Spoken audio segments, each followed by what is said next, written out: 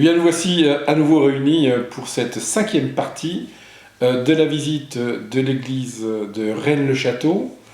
Donc, une nouvelle vidéo de Rennes-le-Château, le dossier, les vidéos, et évidemment de la chaîne YouTube Rennes-le-Château, le dossier. Nous allons aborder un moment extrêmement important pour moi, puisque je vais vous présenter un élément qui est pour moi la découverte que j'ai faite.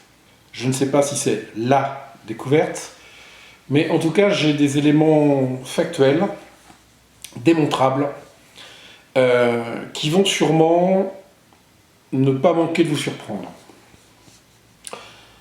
Lorsque j'ai décidé, je dirais, de diffuser cette information, j'ai souhaité le faire à travers un livre qui s'appelle « Dans les pas » de Bérengère Saunière, qui est disponible aux éditions lulu.com. Et oui, des éditions, je dirais, à tirage d'auteur. Pourquoi ? Parce que je n'ai pas trouvé d'éditeur qui voulait me publier. Et lorsque je me suis adressé à un assez connu, sur la place de Rennes-le-Château, enfin quand je dis la place de Rennes-le-Château, dans les ouvrages de Rennes-le-Château du moins, il m'a dit « Je ne peux pas vous éditer parce que vous ramenez l'affaire de Bérengère Saunière au centre du village, alors que tous mes autres auteurs envoient l'affaire ailleurs que dans le village, et bien loin, ils situent le trésor à d'autres endroits que dans le village. » J'avoue que cette position m'avait un petit peu surpris. Mais bon, après tout, un éditeur a sa ligne d'édition, et je trouve normal qu'il la respecte. L'ouvrage va surtout s'atteler à ce dernier point de l'Église que nous n'avons pas encore abordé, que nous abordons ici donc, dans cette 5e partie, qui est la fameuse fresque et le rond de bosse du fond de l'église de Rennes-le-Château. Cette fresque a fait couler énormément d'encre. On a vu des choses sérieuses, des choses beaucoup moins. On a vu des réflexions qui étaient assez poussées, d'autres qui auraient pu l'être. On a vu des auteurs aller chercher des détails dans les traits de pinceau pour pouvoir identifier des entrées de grottes, de ces genres de choses, alors que finalement, nous sommes sur quelque chose de tellement évident et de gros que, évidemment, on ne le voit pas. C'est un peu ce qu'Edgar Poe avait défini en disant « Si tu veux cacher un secret quelque part, mets-le bien en évidence et personne ne le trouvera. » Et c'est ce que notre ami Bérengère Saunière a fait, à travers cette fresque, qui à ma connaissance est unique. Je ne crois pas qu'il y en ait d'autres ailleurs identiques. Alors, il y a peut-être d'autres représentations, mais identiques à celle-ci, je ne crois pas. Et en effet, elle est composée de 2 parties. Il y a ce qu'on appelle vraiment la fresque, c'est-à-dire une œuvre picturale, une peinture, qui sert de fond. Et sur cette fresque, si je puis dire, est apposée ce qu'on appelle une ronde bosse, donc un ensemble statuaire, où il y a plein de personnages et des détails qui sont assez étonnants, tant sur la ronde bosse que sur la fresque. Nous voici donc maintenant au pied de cette fresque, telle que vous pouvez la voir en ce moment à l'image. Et je reconnais qu'elle est dans cette si petite église, elle est impressionnante et elle est très jolie. Et c'est vrai qu'il y a des détails qui commencent d'entrer à celui qui veut regarder, des détails qui sont surprenants. Que dire de ces 2 personnages que l'on voit en haut à gauche par rapport à ce que l'on regarde, en haut à gauche là, qui sont habillés en costume du XVIe, XVIIe siècle. Ils ont l'air complètement incongrus dans cette foule d'individus qui est là, qui sont habillés, eux, je dirais, à la mode de l'époque du Christ. Jésus est en toge, on voit des femmes habillées avec des robes, certaines découvertes, d'autres découvertes. On voit des hommes aussi habillés avec différents habits de l'époque du début du christianisme. Que font ces 2 personnages-là ? Nous allons aussi voir toutes ces roses qui sont répandues au pied du Christ. Et vous voyez en dessous la phrase où il demande aux gens « Venez, je vous soulagerai ». qui est aussi une phrase très particulière, mais on y viendra un peu plus loin après. Nous allons donc pouvoir admirer ces différents personnages et des détails un peu surprenants. Nous allons retrouver cette femme avec cet enfant dans les bras, exactement comme on a eu sur la station 8, sauf que là, il n'apporte pas de plaid écossais. Nous allons aussi voir, juste un peu sur la droite, cette femme semi-allongée, appuyée sur un homme. Un jour, on me disait, mais c'est marrant, on dirait qu'elle est enceinte. Pourquoi pas? C'est vrai que cette position, les mains sur le ventre, est une position que les femmes en attente de bébé prennent fréquemment. Et puis, il y a un détail que nul ne peut manquer. C'est un fait. C'est cette poche qui est là, ce sac, certains appellent ça un havre-sac, qui est présenté au pied de cette colline-là, et il est crevé. On voit bien qu'il est crevé. Alors on se demande ce que l'on peut y trouver dedans. Pour certains auteurs, c'est le symbole d'un sac ayant contenu quelque chose qui aurait été découvert, nous prouvant que Sonia a voulu faire mettre cette bourse, si je peux dire, ce sac, pour dire, voyez, j'ai trouvé quelque chose auprès de cette colline. C'est en effet étonnant. Que dire aussi, cette jeune femme qui porte le petit enfant, on voit que juste à côté d'elle, à ses pieds même, on dirait, on voit une jeune fille qui a à l'épaule un sac, et de son sac on voit dépasser un bout de pain. Nous reviendrons peut-être sur cette théorie du bout de pain par la suite. Et puis, une fois qu'on a fait un peu le tour de cette fresque, et nous pourrions encore en parler, il y a d'autres détails, comme ce personnage qui tend les mains de cette manière, comme s'il attendait que le Christ lui remette l'hostie que l'on reçoit à la messe. Eh bien, quand on continue à regarder, on va maintenant s'intéresser plutôt, je dirais, à la fresque qui est derrière, donc l'œuvre picturale qui est derrière. Et nous allons commencer par le côté gauche. Et qu'est-ce que l'on y voit? Eh bien, on y voit un château, un très beau château. Si on regarde bien, il est vraiment très très beau. C'est un château puissant, il est particulièrement haut, fort, prêt à recevoir l'ennemi. À ses pieds, on y voit une sorte de route, ou peut-être un ruisseau blanc, qui semble couler en bas. Et on le voit, il est bien sur le flanc d'une colline à gauche. Au loin, on voit quelques montagnes qui se dessinent. Et ce château semble revêtir une certaine importance, puisqu'il est quand même montré précisément. Si nous passons de l'autre côté, qu'est-ce que nous voyons? Nous voyons donc sur ce côté droit de la fresque, nous voyons un village qui semble un peu éloigné, sur le haut d'une colline, on va dire, puisqu'il est un peu surélevé. Et nous voyons une sorte de dénivelé qui vient de ce village. Et là, quelque chose de détonnant, qui est complètement incongru, dirais-je. On voit un petit personnage. Et on voit un petit personnage qui est sur cette, j'appelle ça la lande, mais c'est pas une lande, hein, sur cette dénivelé qui est là. Et ce petit personnage est arrêté, visiblement, et il regarde un buisson. Il regarde un buisson, il est appuyé sur un parapluie.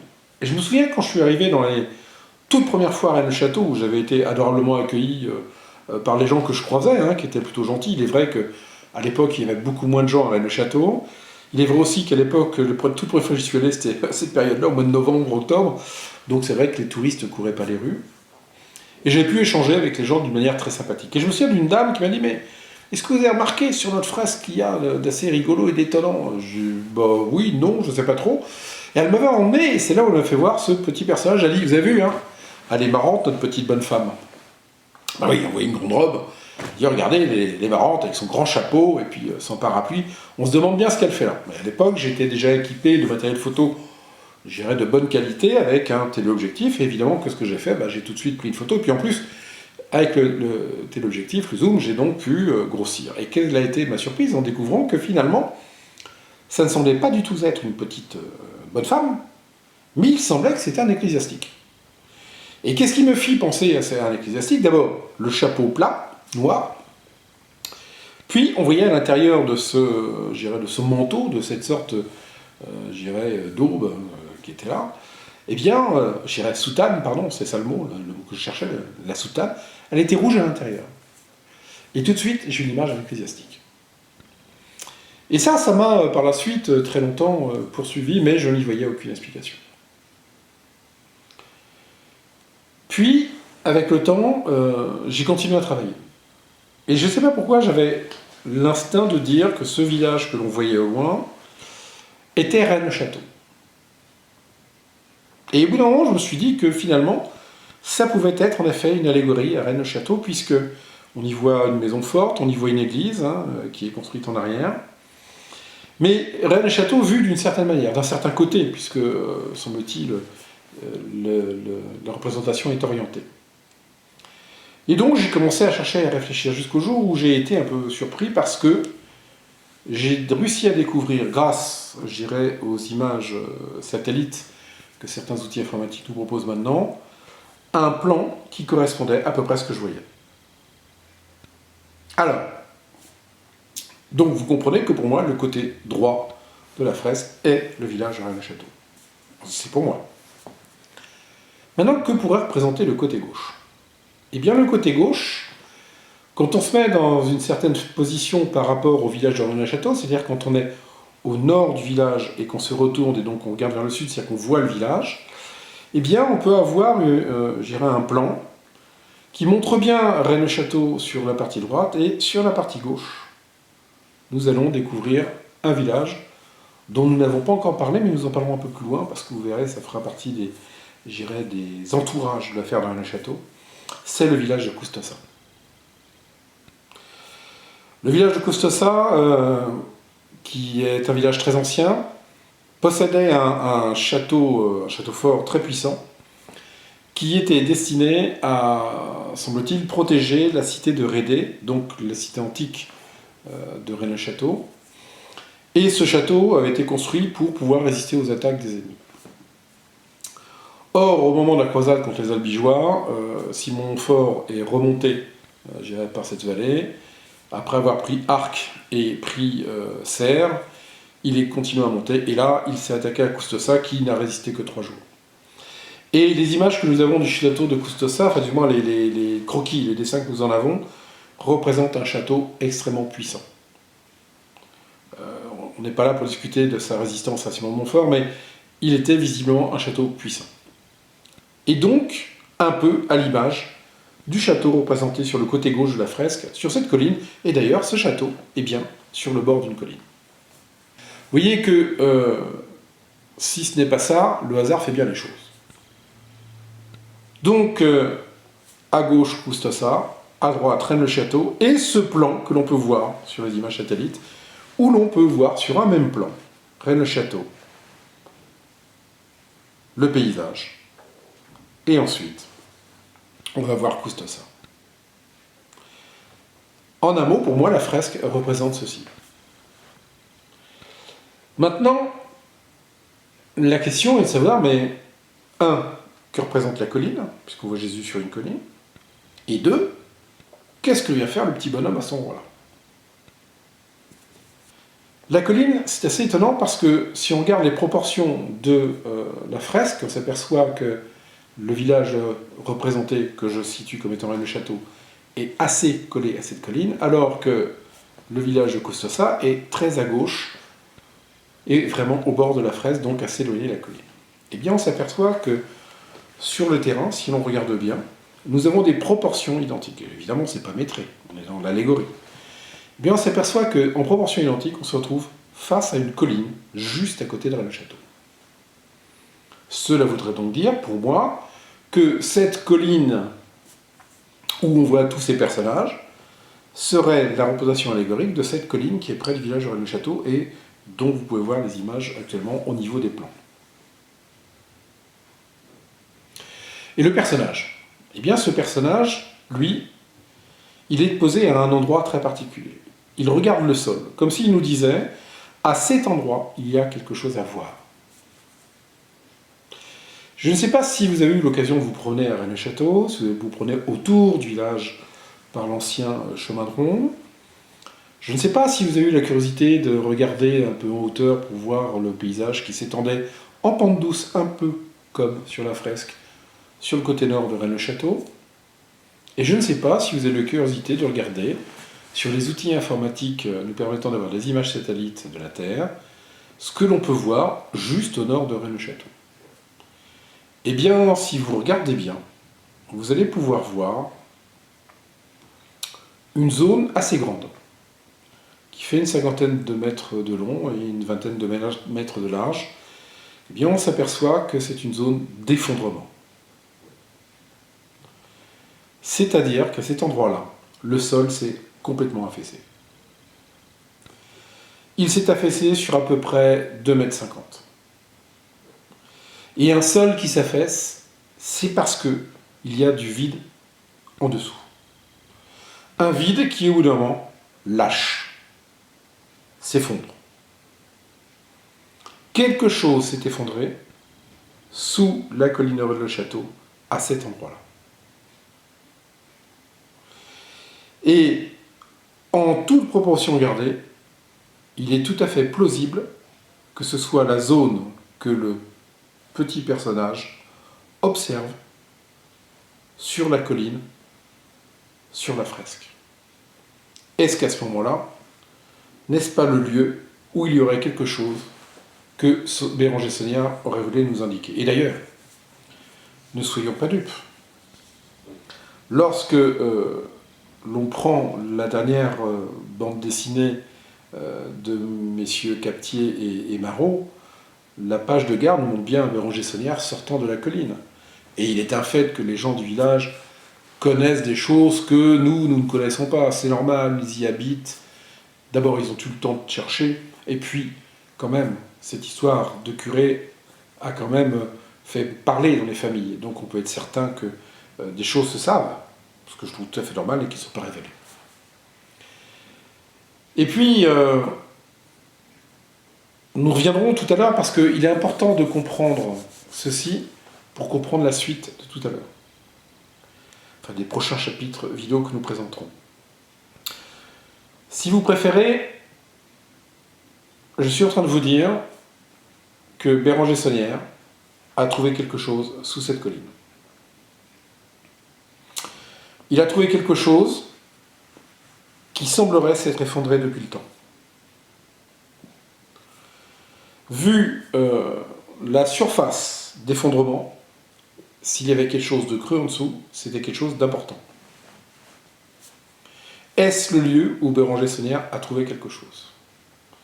Est-on sûr qu'il ait pu découvrir quelque chose à ce lieu-là? Je pense que Saunière voulait nous dire, dans cette zone, à cet endroit-là, j'ai accédé à quelque chose qui m'a permis de comprendre autre chose. Et cette autre chose, mon hypothèse est de dire que cette réponse va se trouver au pied du maître-autel. Nous retournons au pied du maître-autel rapidement. Et nous y voyons quoi? Nous y voyons Marie-Madeleine dans cette grotte, en train de prier devant cette fameuse croix de bois, rappelez-vous, de couleur verte, symbolisant peut-être la naissance de la religion chrétienne, ou peut-être, comme certains l'ont dit, le plantard, le plan ardent, la descendance. Je reste modeste sur ce point.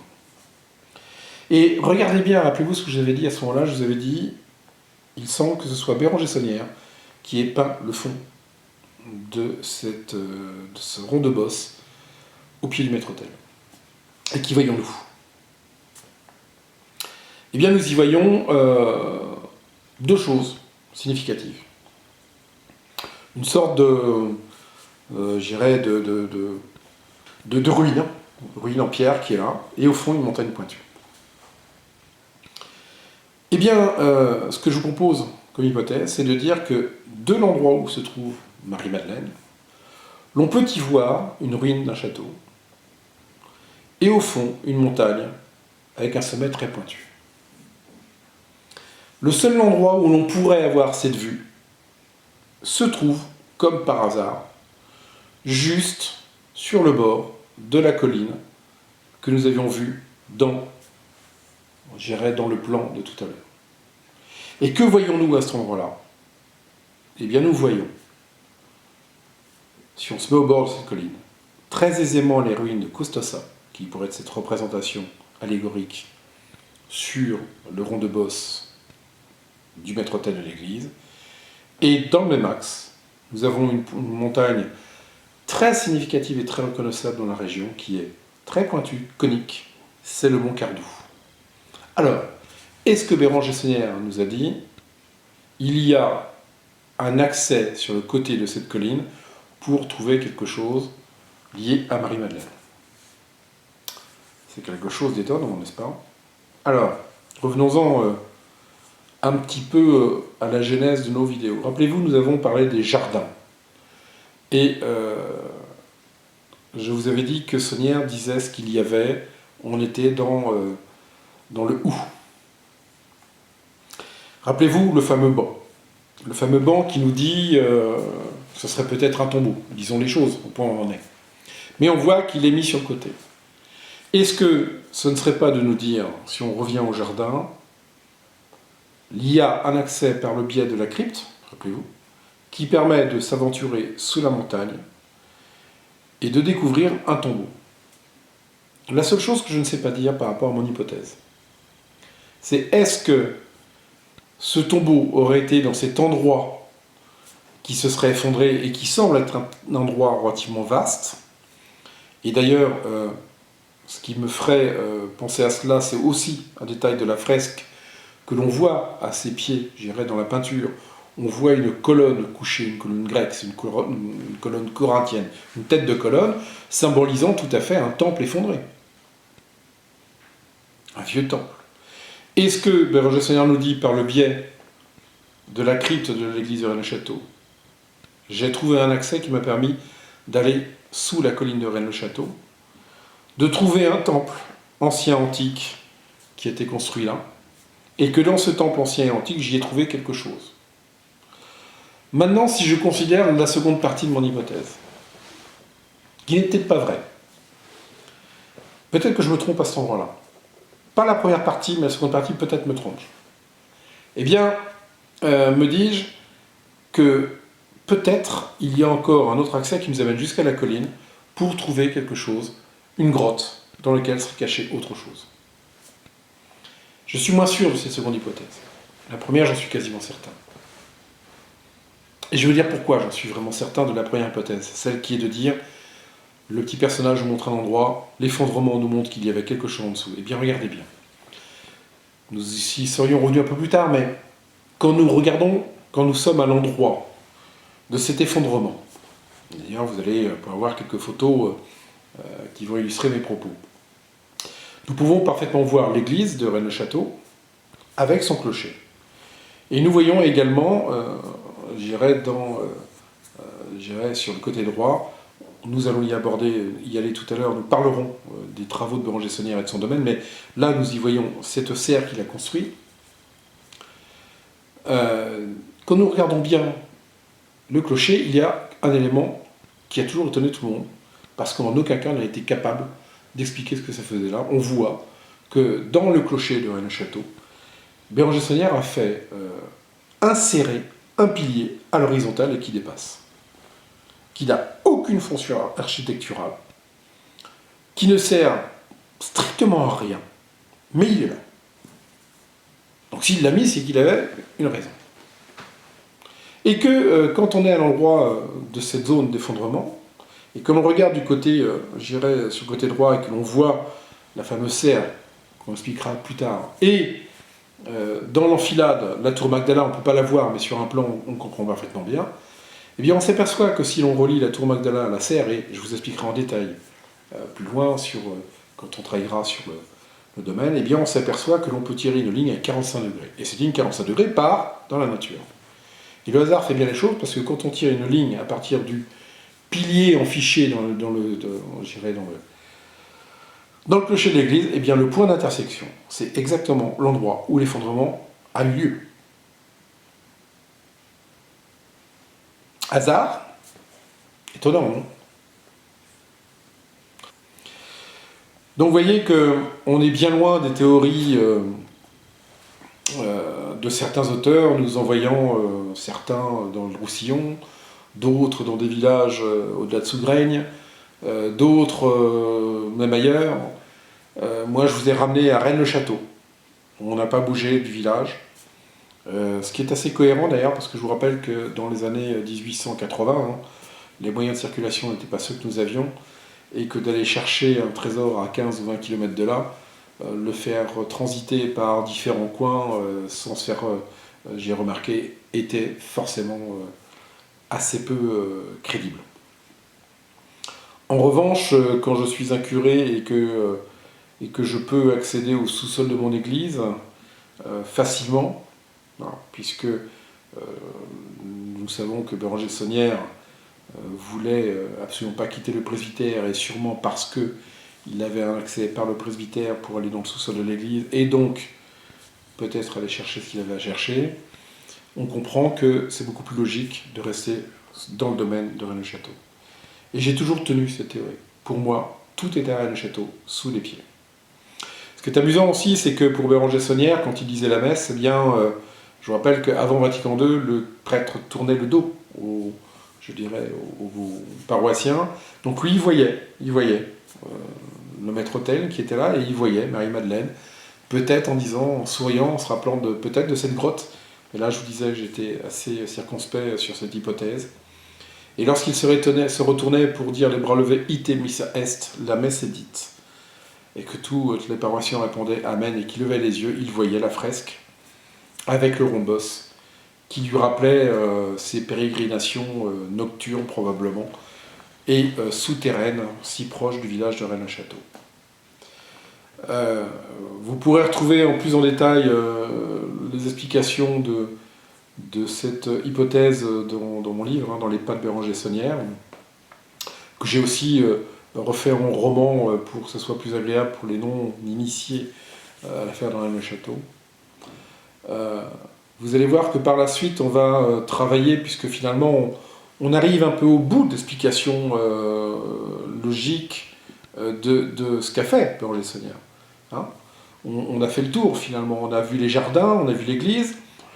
Et maintenant, nous allons après, une fois que vous aurez bien vu tous ces points sur la fresque, sur cette hypothèse que je vous propose, vous verrez que par la suite, nous allons aller sur le domaine, qui lui, le domaine, a une dimension différente. Il a une dimension philosophique, il a une dimension spirituelle et ésotérique. Et vous verrez que on n'est plus du tout dans les canons de l'Église.